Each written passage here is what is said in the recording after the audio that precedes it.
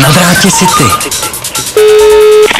Prosím. Dobrý den, tady je Osvald. Vážený zákazníku, od 1. dubna budete mít nové přečíslí vašeho mobilního telefonu. Vaše současné přečíslí bude změněno. Pro podrobnější informace stiskněte 5. Poté budete spojeni se svým operátorem.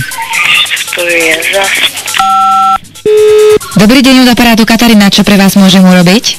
No, dobrý den, já jsem dostala informaci o nějakém přečíslování, nebo co? Áno, vaša telefónna prevoľba bude z istých dôvodov zmenená. Ešte nejaké dotazy máte?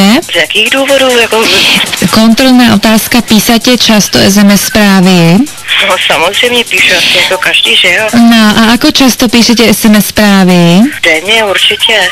Vy totiž budete mít zmenenú tú predvoľbu kvôli tomu, že používate veľmi často vo svých správach vulgárnych slov, jo.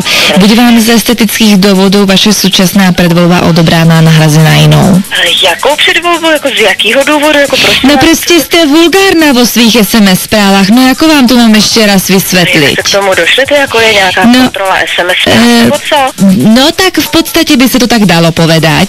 Viete čo, keď vy napísate akési vulgárne slovo alebo se sexuálnym podtextom, tak u nás to začne strašne pípať a my tady zapisujeme čárky a keď tých čáriek máte veľa, tak vám tá vaša súčasná predvoľba bude odobrána.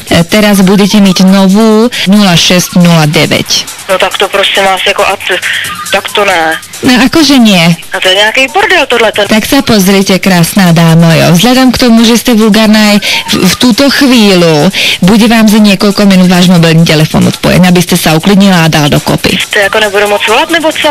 No, volať budete, ale akurát tak z okna. Pekný deň vám želám. Na drátě City. Radio City.